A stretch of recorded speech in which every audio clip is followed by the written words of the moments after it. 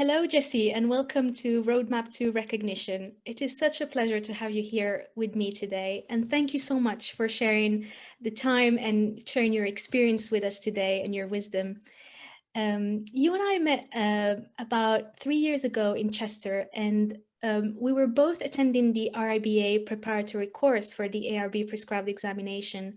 And I remember I was sitting at the back, being very shy and quiet, and you were right there at the front asking really, really good questions. And I remember thinking at the time, this girl is going to make it. Uh, and you sure did.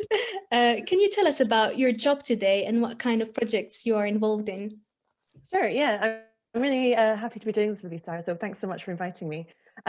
So currently I work for MICA Architects in London. At the moment I'm working on a student accommodation project for Oxford Brookes University, and I've been in my current job for about 5 years. I moved back to London from the United States in 2015. Yeah, and I've been working at MICA since then. Oh, that's brilliant. I saw a couple of months ago that MICA was awarded Architect of the Year, as well as Refurbishment Architect of the Year. Is that right?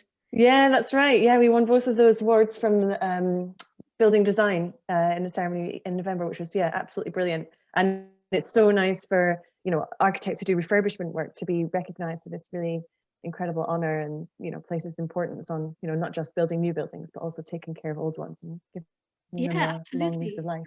Yeah. And it seems like MICA works across, like you said, a range of sectors and a range of scales from master planning to interiors.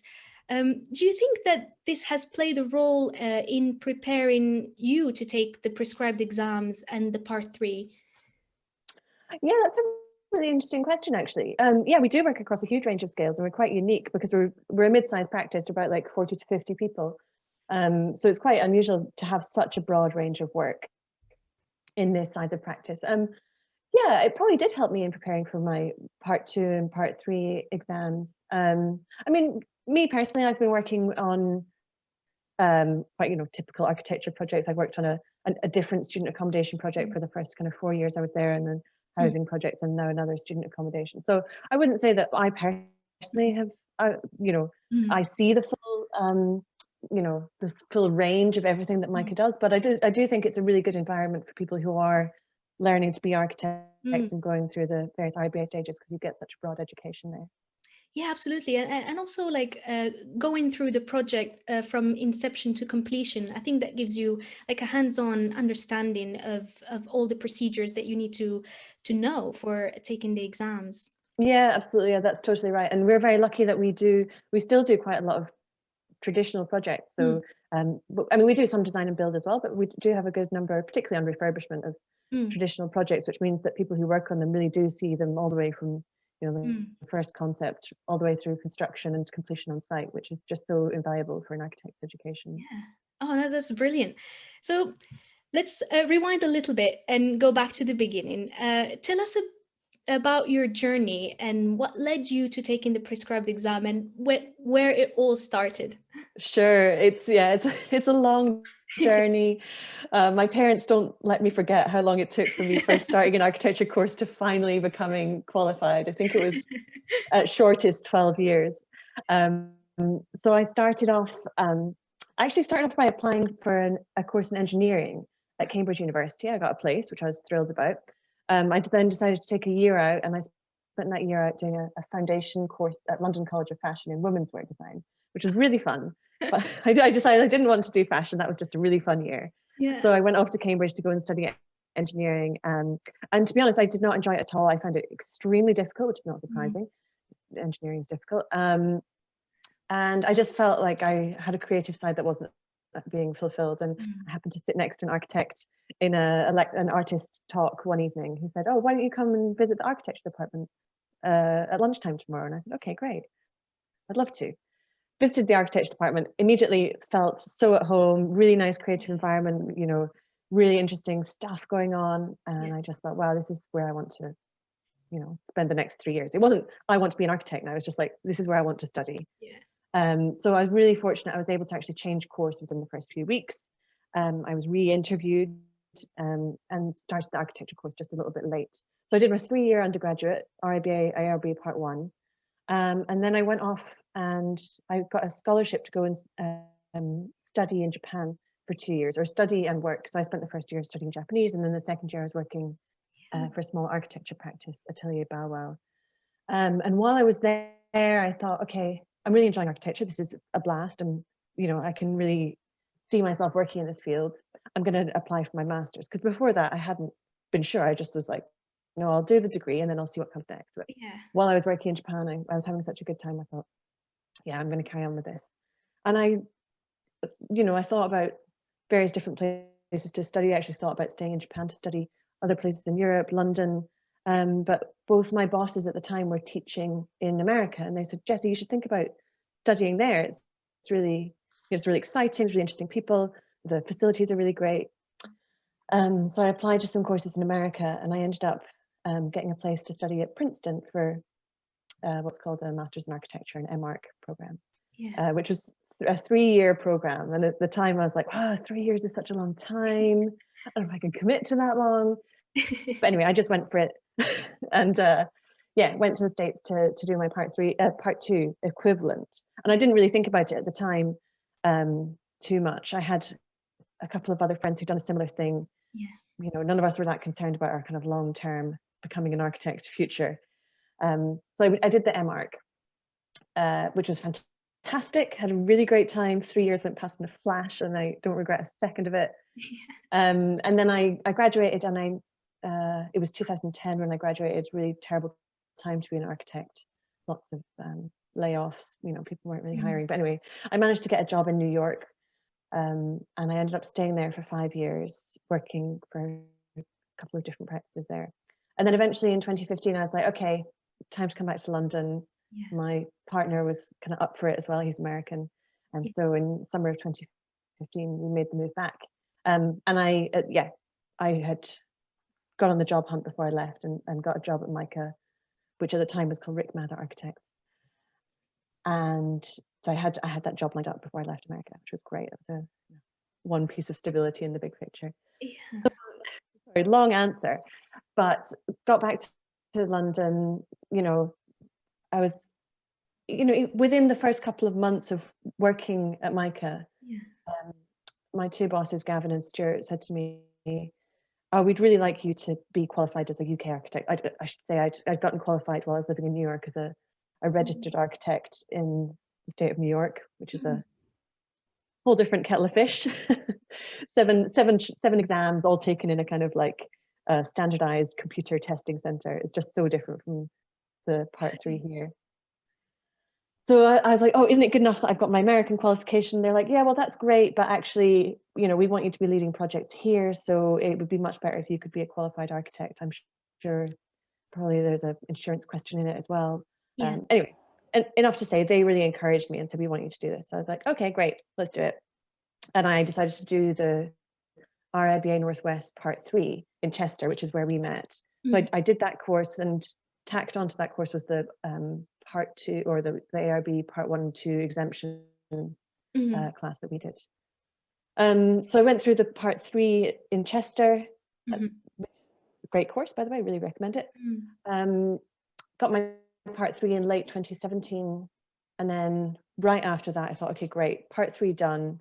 Now I just need to convert my Part 2, and so I got stuck into the ARB prescribed exam for Part 2. That's such an amazing journey. That's really cool. I guess so. You basically worked across 3 different continents. That's brilliant. I guess there are so many things that I want to ask you about this, but from your experience, did you notice any differences of how architecture is taught or even practiced across these different continents? Oh yeah, I mean, practiced. So it's very, very different, but my experiences were very different from place to place. So in Japan, I was working for a tiny practice. We were about 10 people at the time.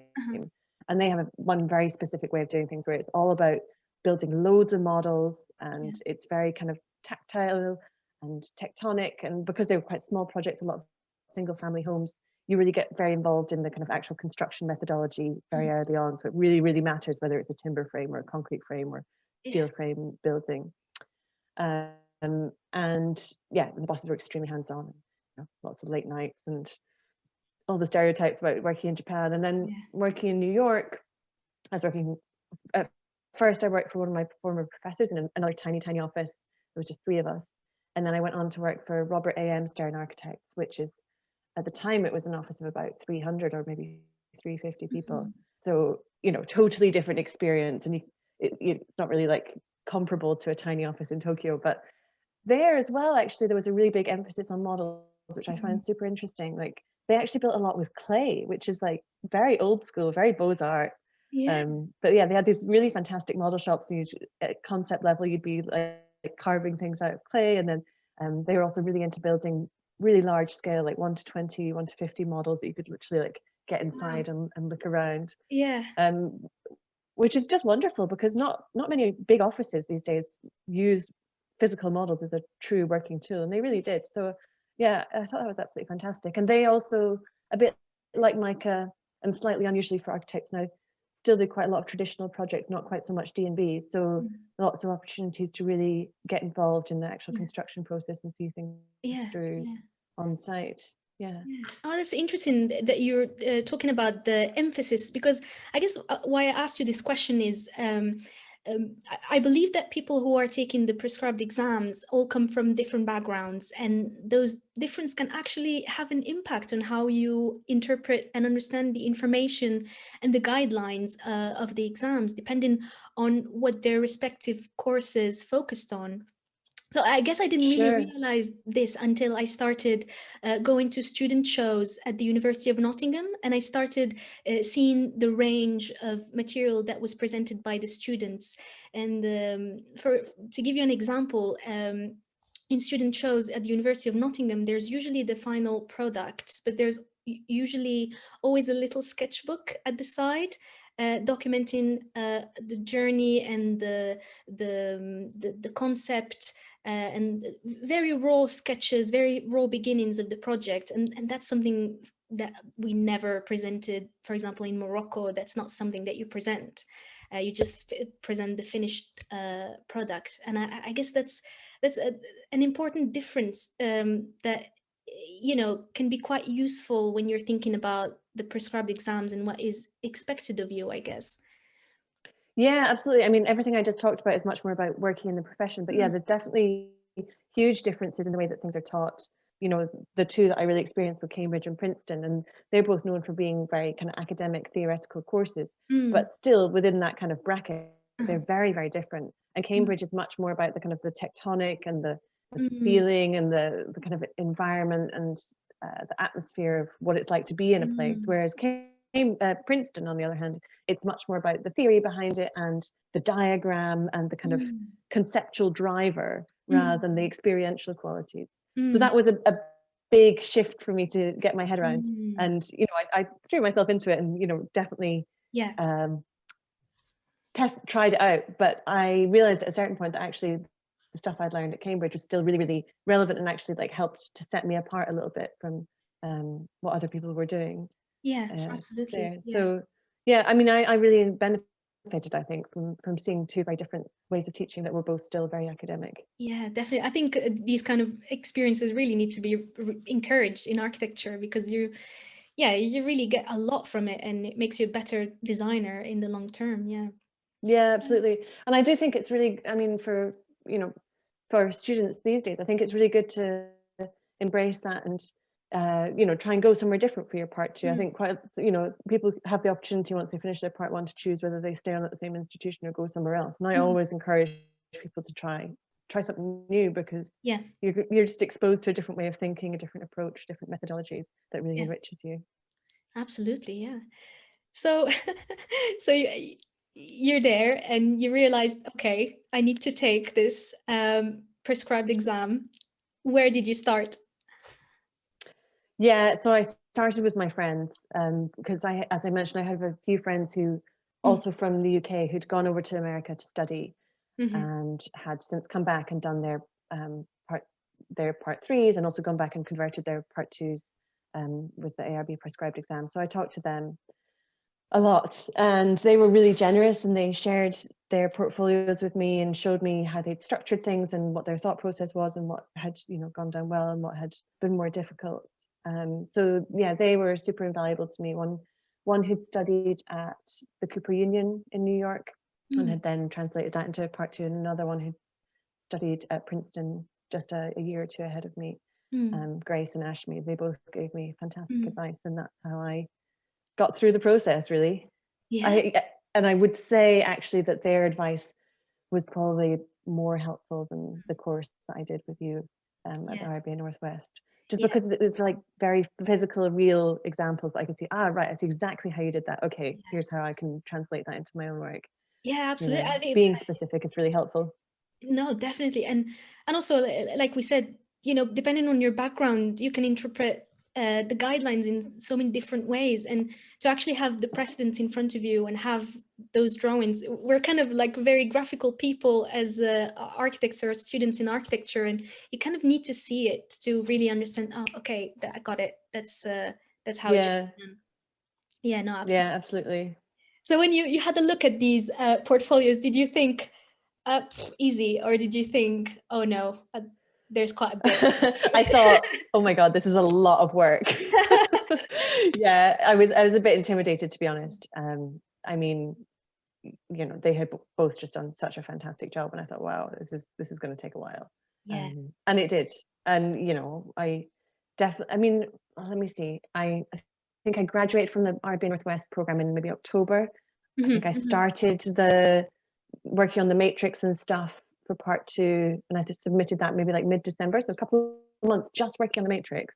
And then I had my interview, I think it was like maybe early February the following year, so another couple of months. I mean, it wasn't too long in the grand scheme of things, but it was, it's a lot of weekends sitting there using InDesign, doing sketches, being like, oh, I wish I had a life. But it was winter, and no, absolutely. I think it would be a great time to do it, actually. You're just like stuck at home. Yeah, no, definitely. And the sketches, I think it's impossible to have kept all the sketches and all the design process, especially if you're moving countries and you're going from one place to the other. You don't keep that sort of thing, so you kind of need to a bit.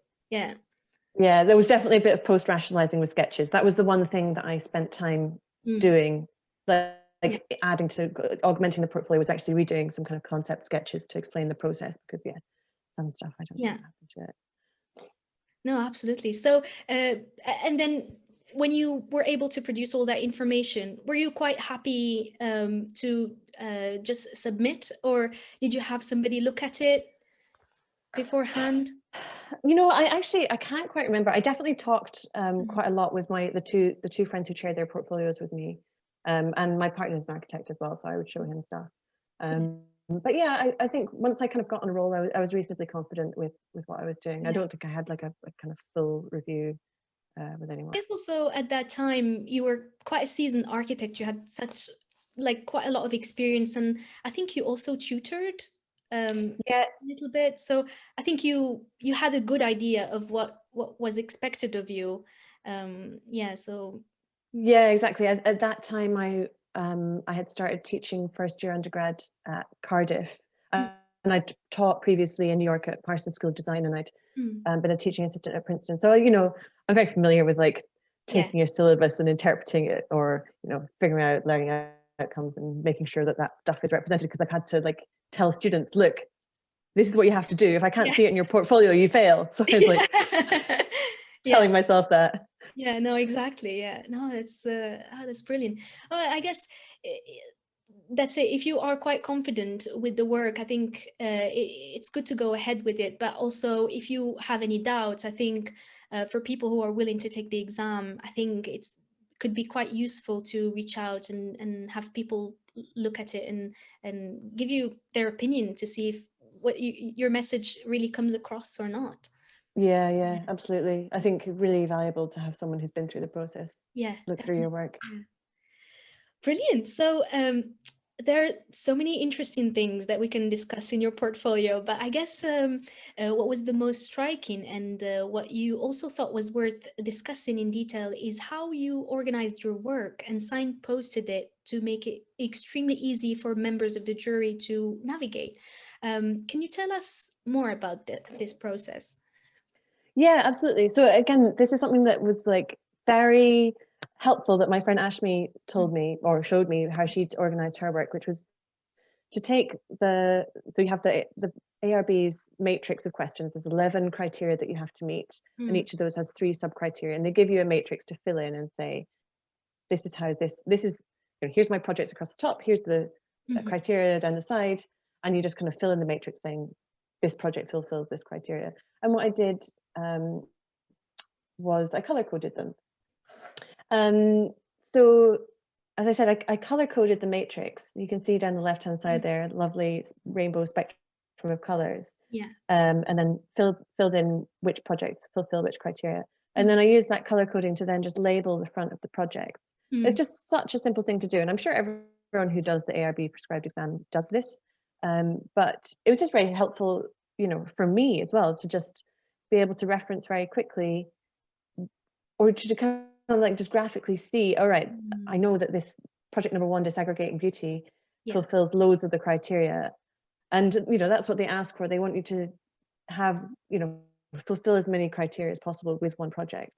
I did a lot of projects when I was studying in America, 3 years, it's a long time. And the way that the course is structured there, you do 2 studios per year. So that's 6 studios. So I had a lot of work that I could have chosen from. Yes. And in the end, actually, I only used 2 of my studio projects. So that's 2 out of 6 studios.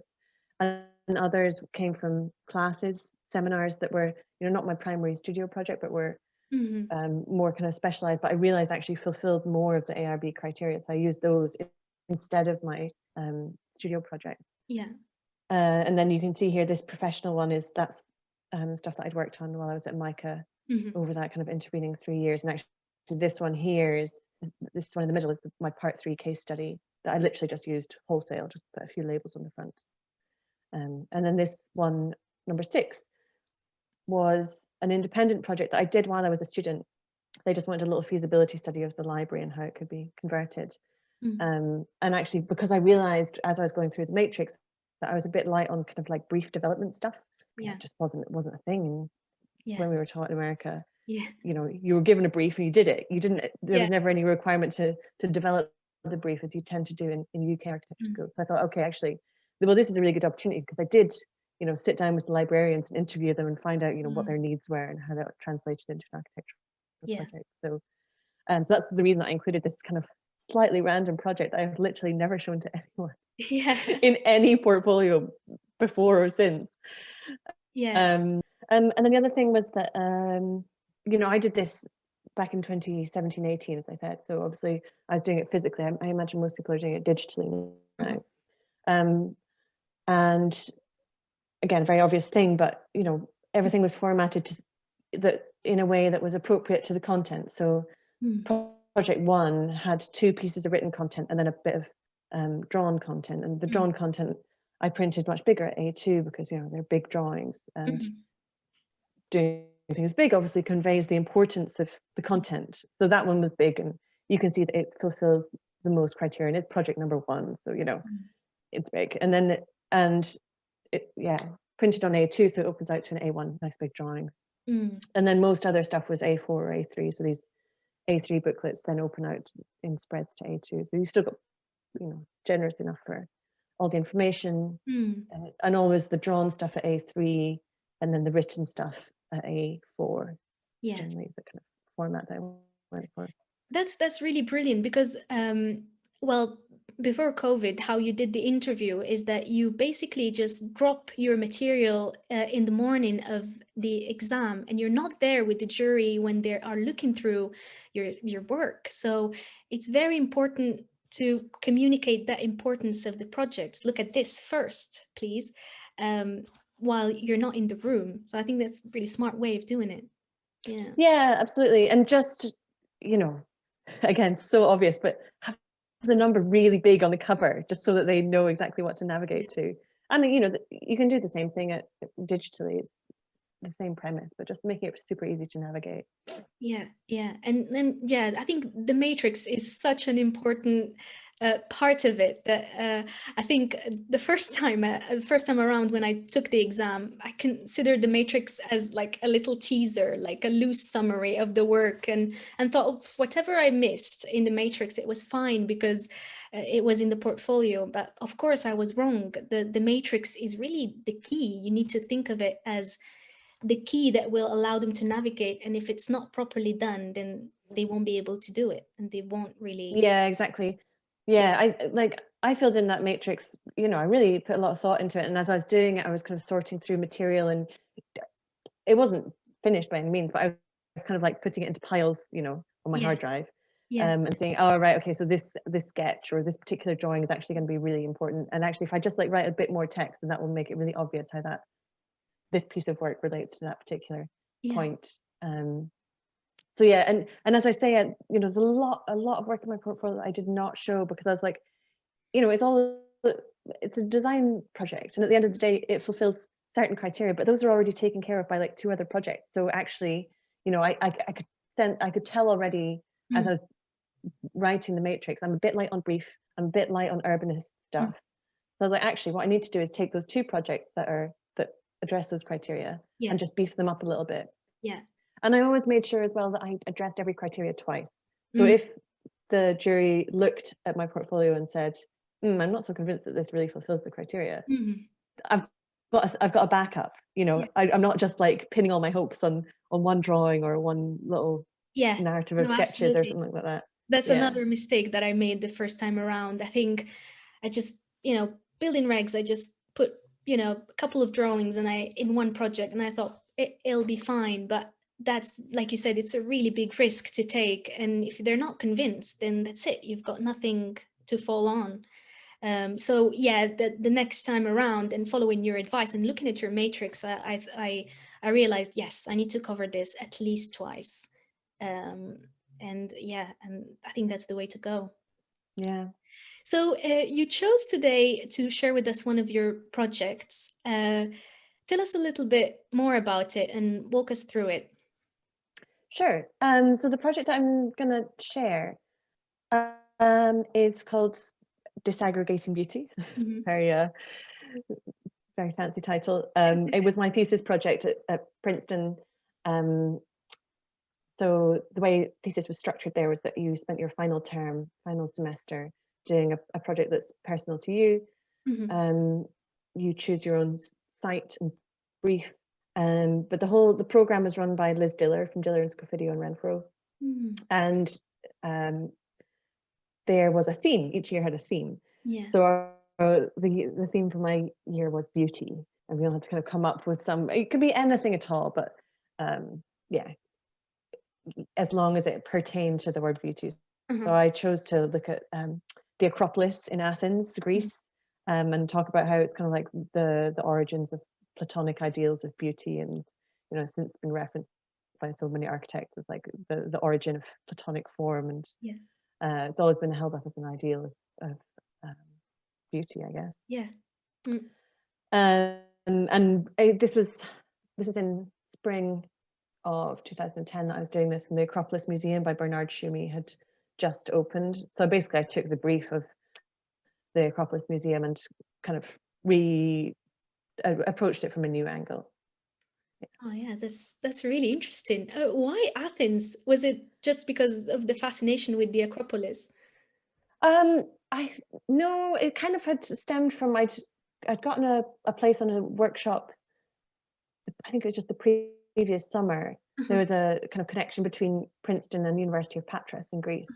And I think 5 or 6 of us had gone over to Greece for a couple of weeks workshop in the summer and spent a lot of time mapping Athens and, you know, analyzing a lot of buildings and kind of doing a lot of kind of urban studies about Athens. So yeah, and at that time, the museum was still under construction. So kind of, you know, we had to be staying nearby. And of course, we visited the Acropolis and had a tour by an amazing archaeologist. And so I'd gotten very into, the kind of origins of Greek architecture through that experience.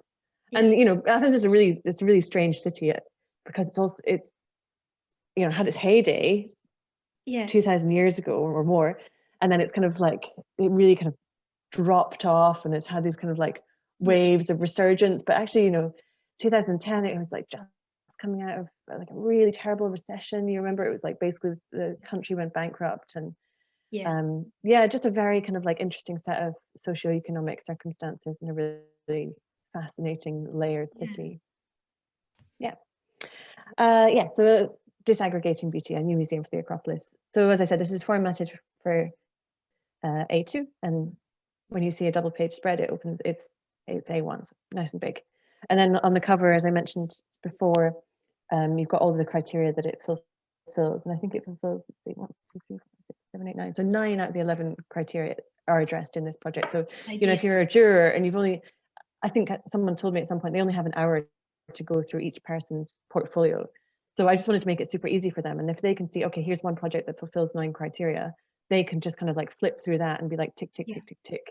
Absolutely. And they might only have to open up like 2 or 3 of my projects to see that actually I've checked all the criteria. And you know, if anything's ambiguous or not quite to their satisfaction, they've got other places to go to find it. Exactly.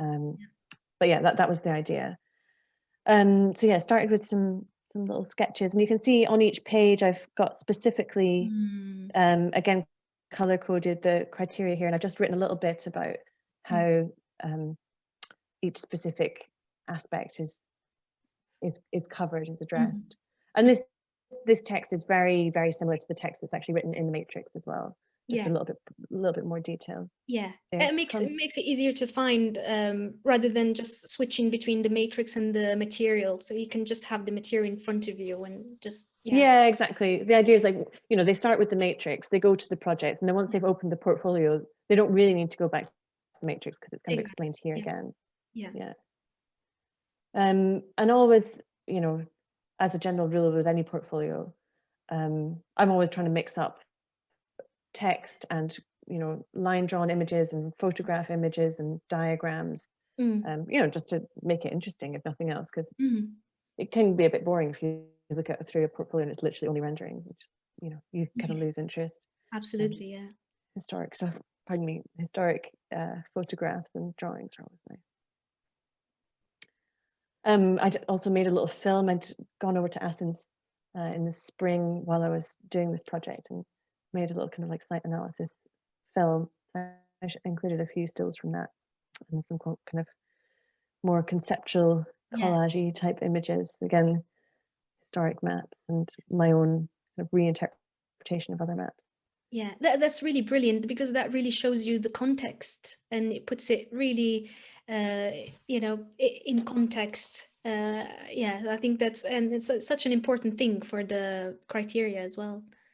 Yeah, exactly. And I mean, look, the ARBA criteria are pretty broad ranging, and I think that's a good thing. They really want you to demonstrate that you understand art history and decorative arts, and also, you know, cost management and environmental impacts of your buildings. And you know, I think that's absolutely correct. This is, you know, students of architecture do need to know all of these things, and they're also quite keen on using precedents, which is that was a bit of a departure for me, because in my education it was not really, you know, showing precedents wasn't really a good thing to do. It just implied that you didn't have any of your own original ideas. But ARB criteria, they want to see that you use precedents and you understand them and you interpret them.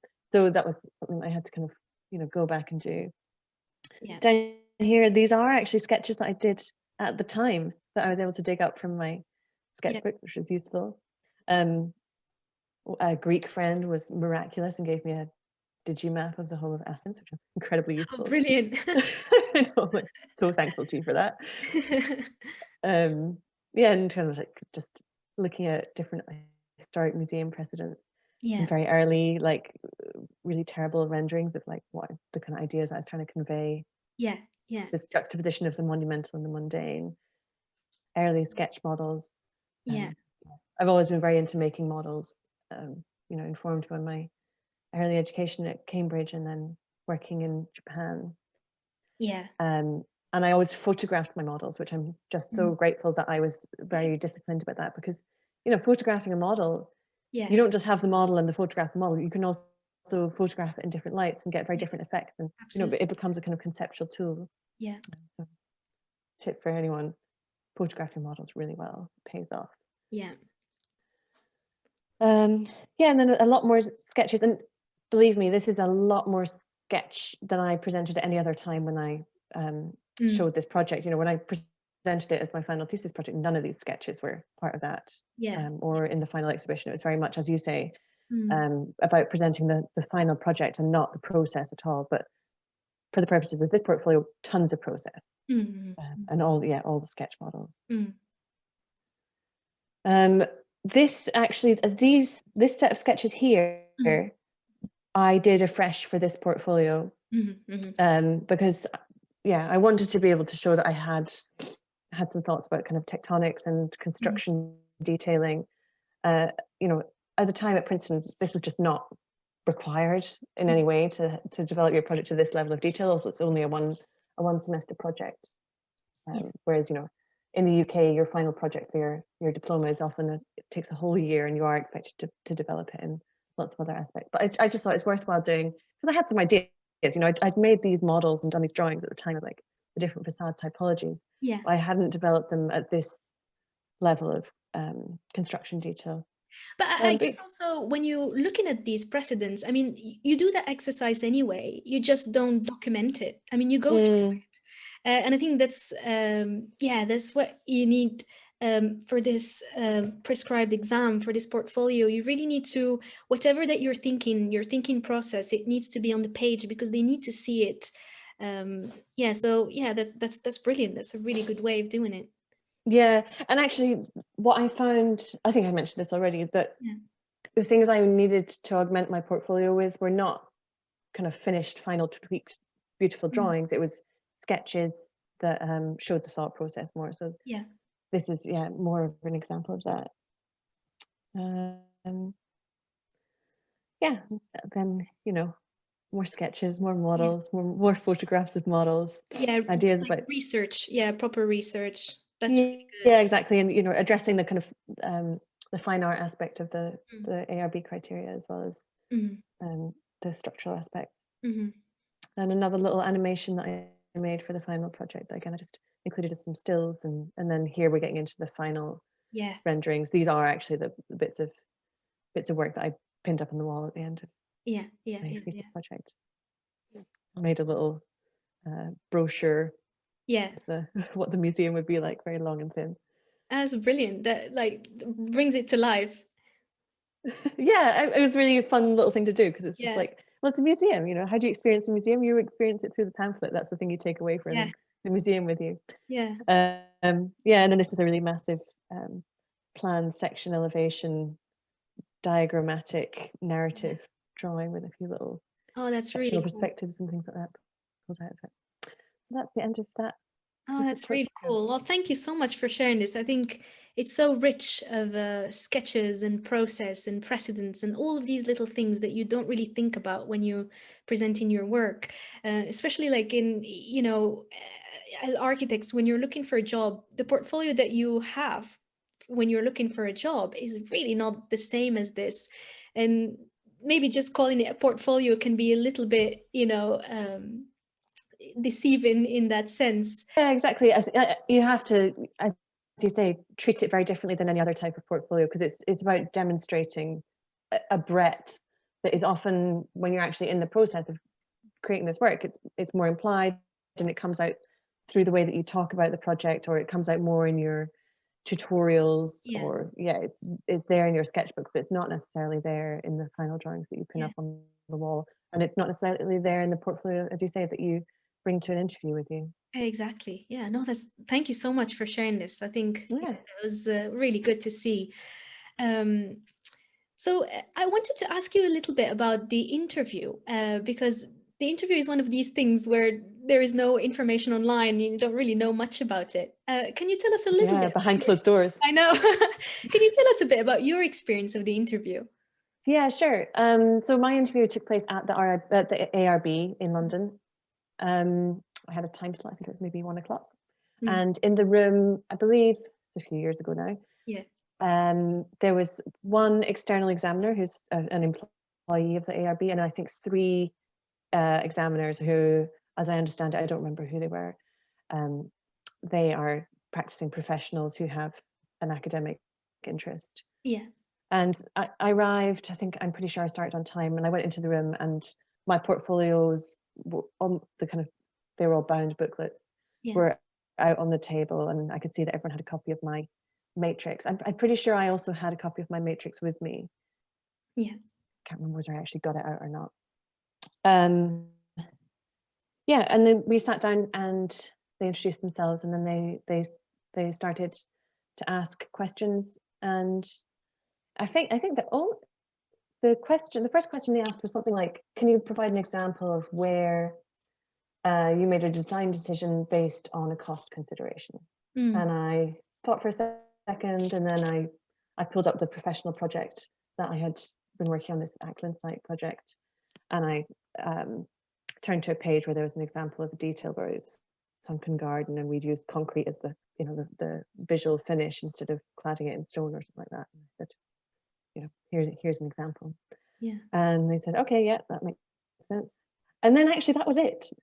I don't think that there were any other questions.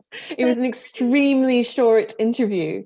I mean, there may have been,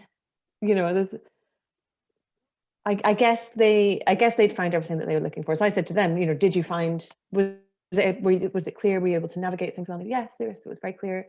Didn't have any problems finding anything. Oh, that's the ideal scenario, really. There might have been a bit more chit chat, but literally I was in and out the door in less than 10 minutes. Oh, it's brilliant. Thought, yeah, if they didn't have questions, that's definitely a good thing, because it means, it was all there, it was all clear, able to find it. I guess my experience was a bit similar to yours and a bit different. Well, it was a bit different in the sense where they asked me so many questions up until like the end of the hour. But it was similar in the sense where they ask you, from my experience at least, show us in your portfolio how you satisfied criterion 6.3, for example, and they read it for you. And they give you the opportunity to actually look for it and show it to them. And they were quite responsive as well. They would say, oh, okay, yeah, I'm happy with that, satisfied with that. And so it was, I guess, as long as you know the answer to each of this question for each of these questions for each of the criteria, I think you'll be okay. I don't think they ask anything, too specific. They just ask you how you met the criteria, how you think you met the criteria, and show them the evidence. And yeah, exactly. Like when I was writing the matrix, it's literally, I would take the sentence that's written in the sub point of the matrix, and it's, how does the architect has responsibility to demonstrate an understanding of social context when designing buildings. And I would literally write out, in this project, I show how I address the social context of this building through these drawings. Literally just so straightforward, no kind of exciting rhetoric or trying to be super smart. It's literally just like, here it is. Yeah, exactly. Yeah. Oh, that's good. That's really good. So signposting and focusing on immaculate matrix is really important. And we talked about the importance of documenting the process, and how showing really raw sketches of the beginnings of the projects and how it developed is really important to document and to show. Is there any other recommendations or something that you think is important for people to consider? Yeah, I guess the one thing I would add to that is, it kind of falls under the signposting thing, but just spell it out. It may be obvious to you that there's some construction details drawn on this page, therefore you're filling criteria, whichever number it is, that's about understanding the construction process. But it doesn't hurt to just like write a couple of sentences saying, here I have demonstrated my understanding of how buildings are detailed, taking into consideration,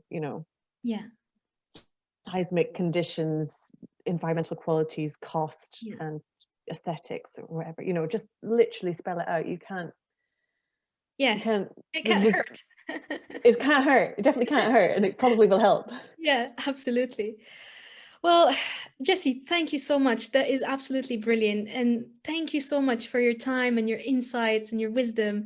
It was a really, it was a real pleasure to talk to you. And I wish you the absolute best in your endeavors. And I really hope that we'll get to have another chat soon.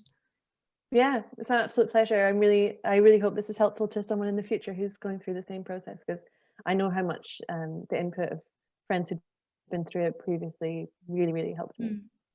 Yeah.